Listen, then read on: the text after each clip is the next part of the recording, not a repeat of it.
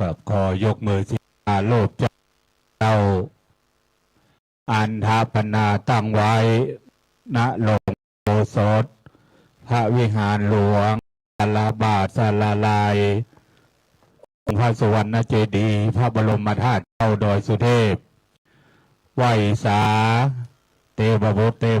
หักธรณีเจ้าที่เจ้าแดนผู้แสเจ้าเนี่ยแสเจ้าเสียวาองค์พัตเทพพีเทวดาหักษาพระบรมธาตุเจ้าดอยสุเทพทำกรรมฐานพระเดชพระคุณหลวงพ่อพระธรรมเสนาบดีเจ้าคณะภาคเจ็ดเจ้าวาดพระพระธาตุเจ้าดอยสุเทพราชวรวิหารกราบไหว้สาในเมตตาปารมีธรรม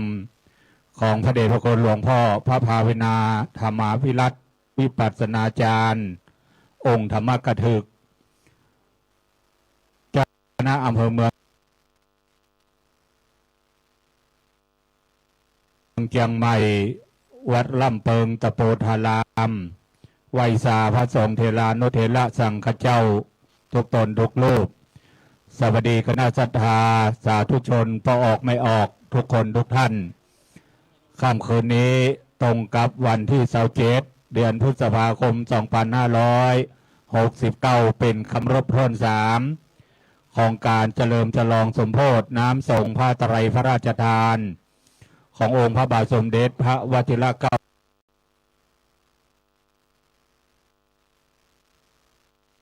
เจ้าอยู่หัวที่ได้ส่งพระราชทานน้ำส่งมาประกอบในพิธีส่งน้ำพระบรมธาตุเจ้าดอยสุเทพเนื่องในวันวิสาขบูชาประจำปี 2569 ซึ่งภาพในบ่ายจักเฟดและผ้าไตรพระราชทานส่วนภาคกลางคืนเช่นนี้พระธรรมเทศนา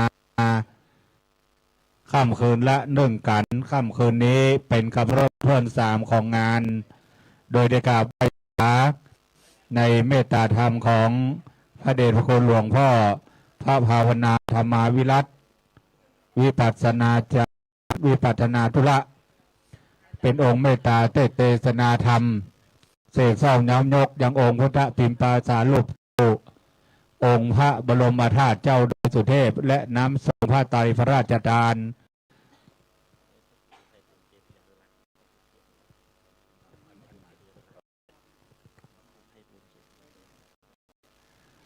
ค่ำคืนนี้เป็นค่ำคืนท่วน3ของงานนะครับกับแดดร่มลมตกมีขนาดนะครับส่วนภาคกลางวันหรือว่าภาคบ่ายนะครับมีพระมหาเถรานุเถระนะครับพระสงฆ์ทรงสมณศักดิ์วันนี้21รูปนะครับได้มาเจริญพระพุทธมนต์สมโภชน้ำสงฆ์และผ้าไตรพระราชทานในตอนบ่ายนะครับส่วนภาคกลางคืนเช่นนี้เป็นคำรบถ้วน3ของงานนะครับพร้อมทั้งกันนี้พิธีอันเป็นมังคละเป็นมงคลนี้จักได้น้อมเกล้าน้อมกระหม่อมถวายเป็นพระราชกุศลถวายพรชัยมงคลแด่สมเด็จพระนางเจ้าพระบรมราชินีที่พระองค์ท่านนั้นเจริญพระชนมายุ4 รอบ48 พรรษาที่จะเวียนมาบรรจบในวันที่3เดือนมิถุนายนนี้นะครับนี้ก็พระพิรุณทรงโปรยปลายเล็กน้อยครับ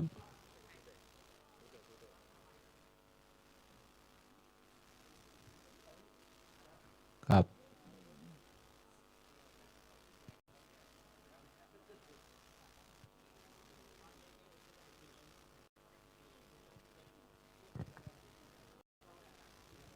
จัดไว้ที่เดิม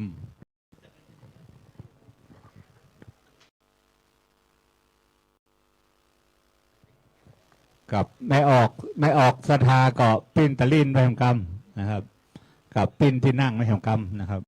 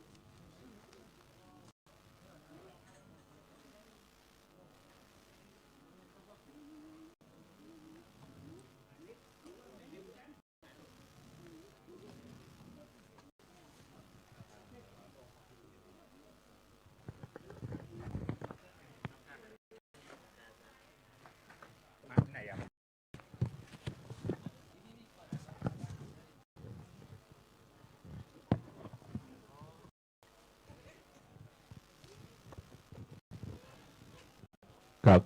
คณะสาธุชนนะครับที่สดับรับฟัง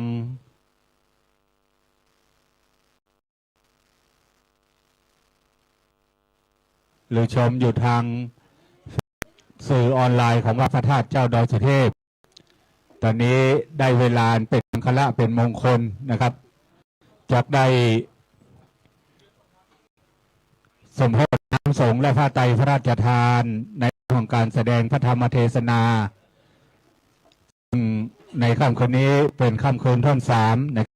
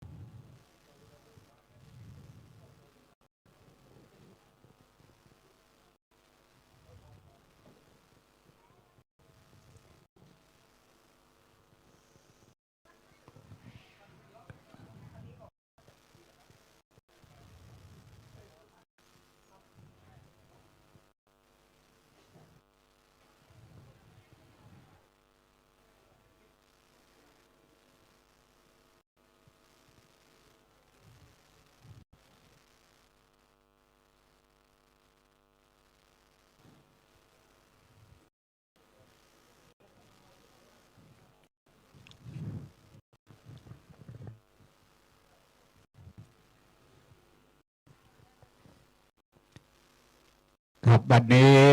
จากได้ประกอบพิธีในการสมโภชน้ำสงฆ์และพระไตรพระราชทานประจำค่ำคืนตรงกับเรา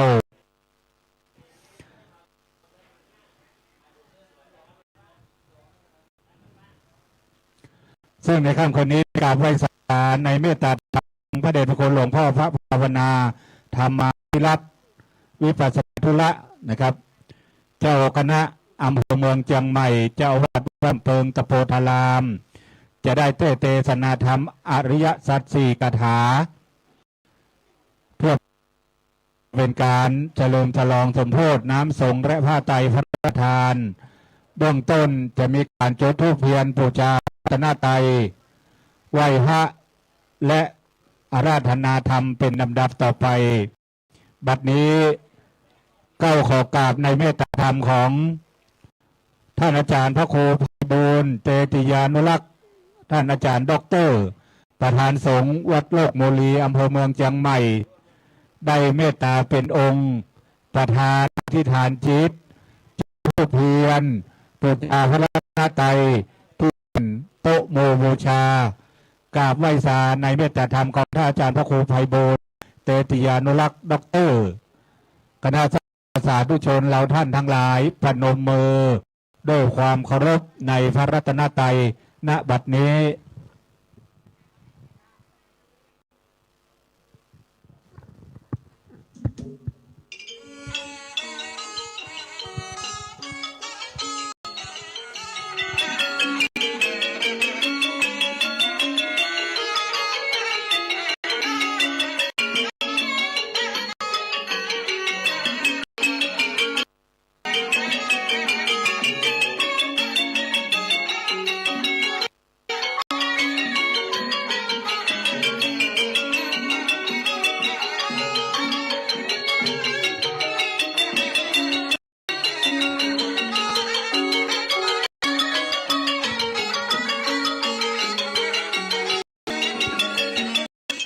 กับพร้อมกันนี้ก้าวมนต์ในเมตตาธรรมของพระเดชพระคุณหลวงพ่อองค์ธรรมกายเมตตาขึ้นสู่ธรรมาสน์นะครับ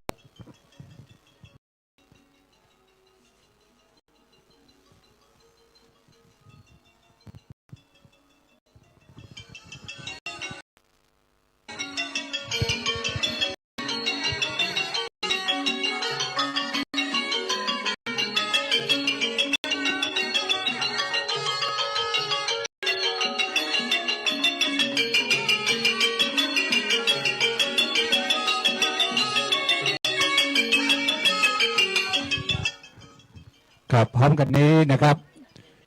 รับเกียรติจากคุณแม่สุชิราธรรมณีนะครับ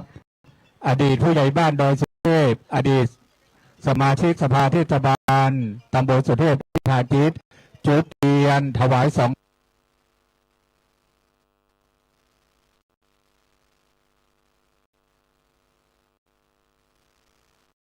ธรรม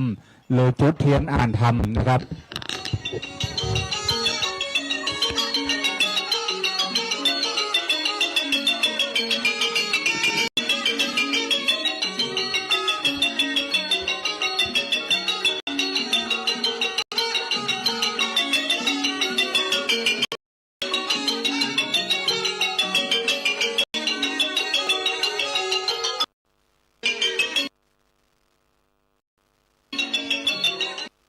กับตามอารยประเพณีล้านนาจีนใหม่เฮาก่อนที่เฮาจะได้สมาทานเบญจศีลเราจะประเคนพานดอกไม้เพียนเพื่อจะได้สมาทานเบญจศีลขอรับเกียรติจากคุณพ่อเจริญประเสริฐศรีกรรมการวัดพระธาตุเจ้าดอยสุเทพนะครับ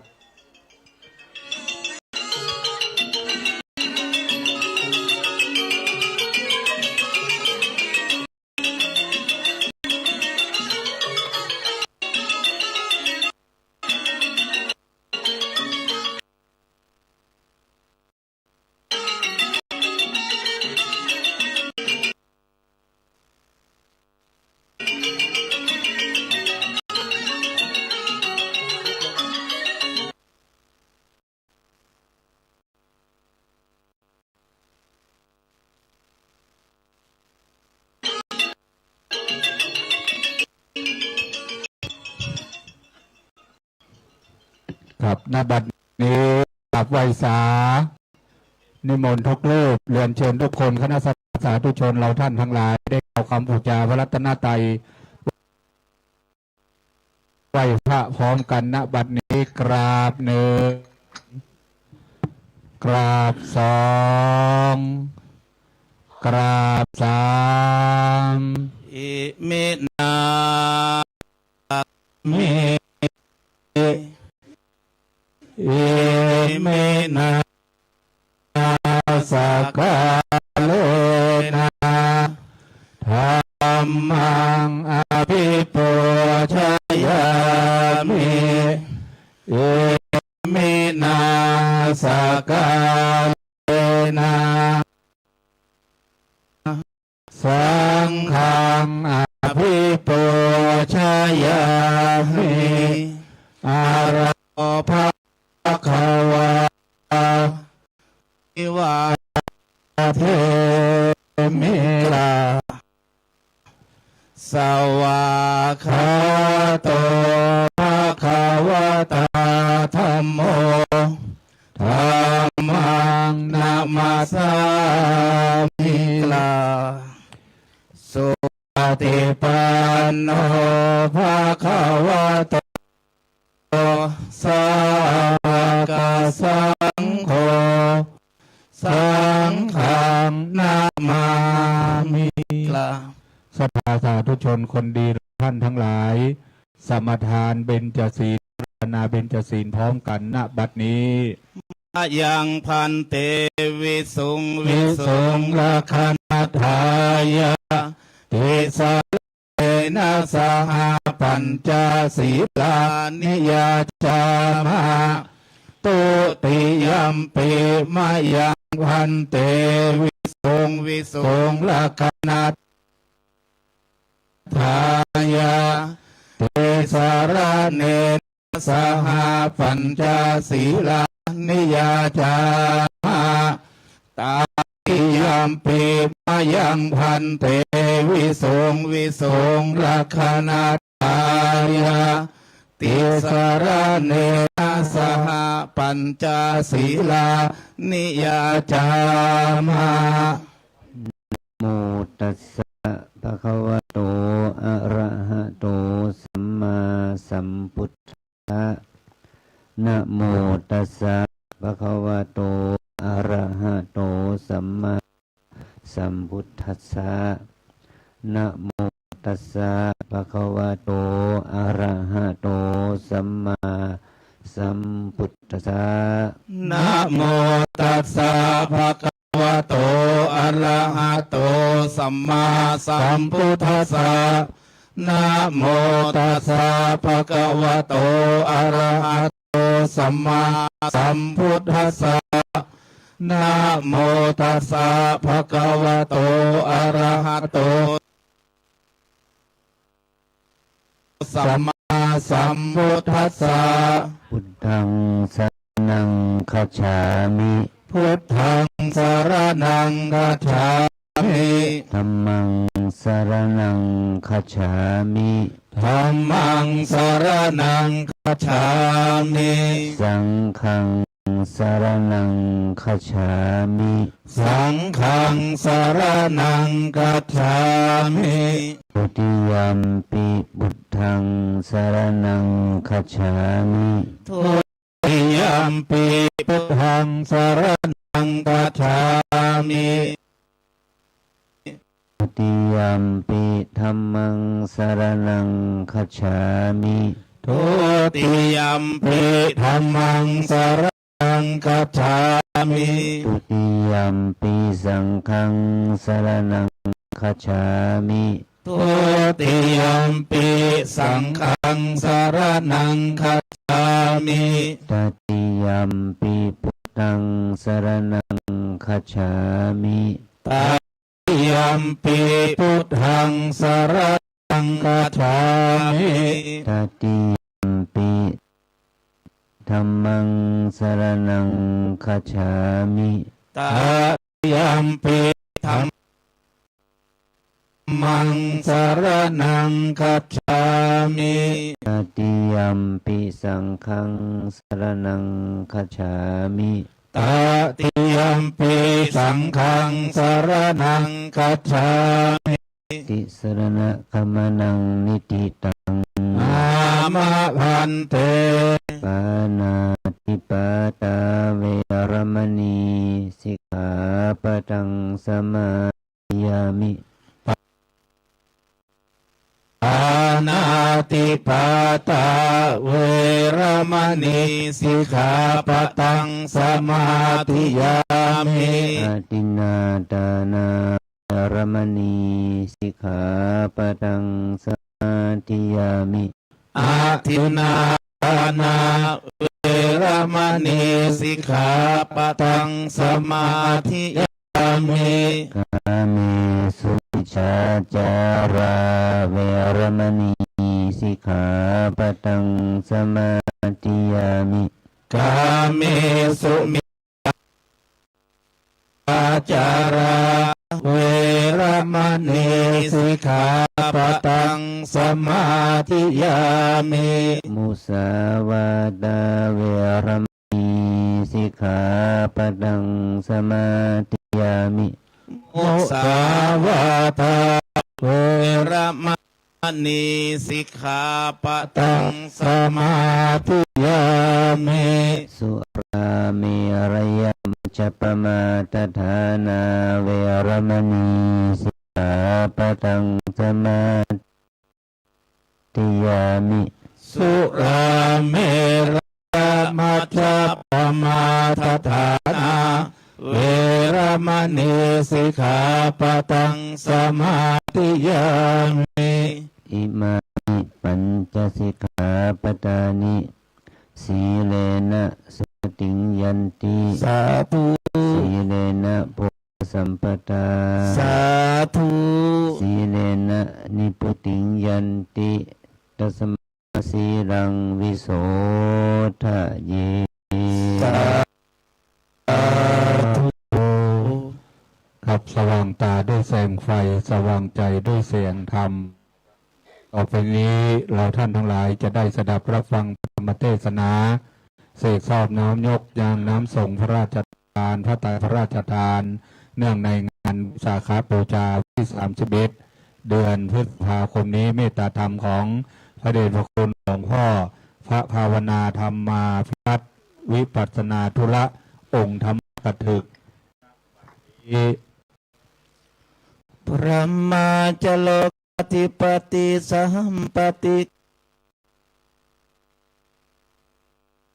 กัตชเรียนทิวรังอายาจาธา สันติทาสันตปรชากชาติกาเทเสตุธรรมังอนุกรรมติมังปะจัง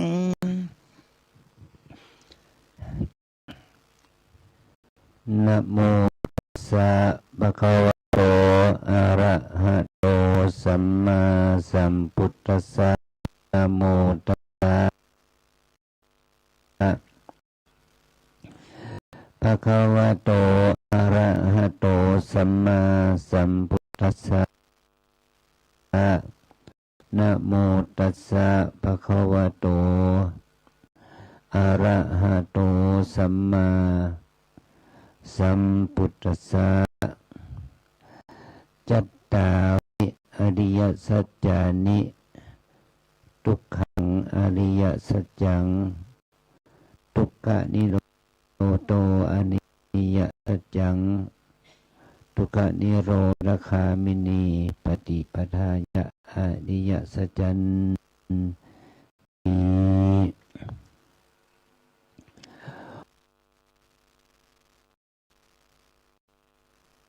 ขอความนอบน้อมของข้าพเจ้าจงมีแด่สมเด็จพระผู้มีพระภาคทรงพระมหากรุณาอันประเสริฐผู้บริสุทธิ์จากเดชตรัสรู้ชอบได้โดยพระองค์เองขอความน้อมน้อมต่อพระสัจธรรมและคณะพระอริยสงฆ์ครูอาจารย์หลวงพ่อพระธรรม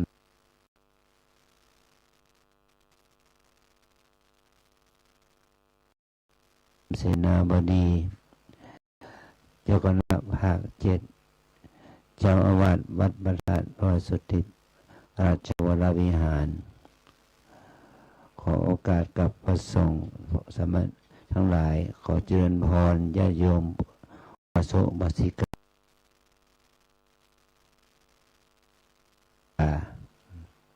ทั้งหลายวันนี้ได้มาแสดงธรรมในโอกาสที่ทำเพื่อสมโภชนำส่งพระราชทานและพระราชทานในโอกาสที่เราจะได้ทำกิจกรรมนี้เป็นวันวิสาขบูชาถวายเป็นพระราชกุศลแด่สมเด็จพระนางเจ้าประสุธิดาพระบรมราชินีบุญกุศลนี้นะพระเดชพระคุณเจ็ดได้ว่าจะได้เทศอริยสัจสี่อริยสัจสี่มันเป็นธรรมะอันประเสริฐยิ่งเพราะพระพุทธองค์ได้แสดงไว้ในธรรมจักรกับปวัตตรสูตรเป็นพระสูตรที่หนึ่งเรียกว่าปฐมเทศนา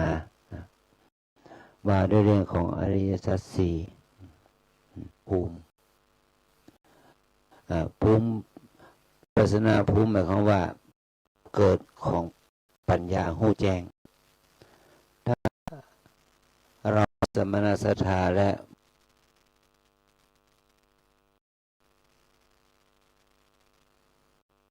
มูลศรัทธาอุบาสกอุบาสิกาเนี่ยได้ปฏิบัติอริยสัจสี่ได้เอาพระอริยสัจสี่มาเป็นข้อปฏิบัติก็จะเป็นเหตุเป็นใจให้เกิดวิปัสสนาปัญญาศาสนาใดโดยอำนาจของการเข้าใจเรื่องอริยสัจสี่ประการ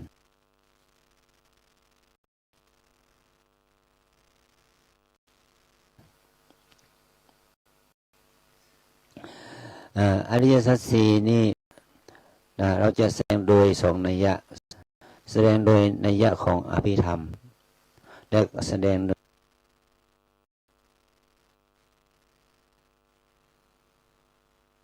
ดยนัยยะของพระสูตรเปิ้นได้แสดงในนัยยะของพระอภิธรรมฮู้ก่อนเนาะว่าทุกขะอริยสัจนี่คืออันหยัง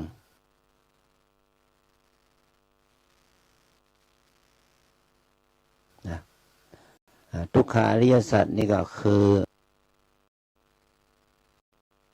ภูมิสภาวะจิตที่เป็นโลกิยจิต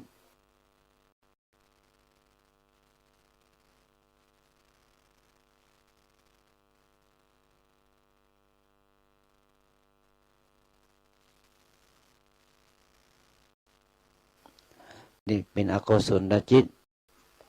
กุศลจิต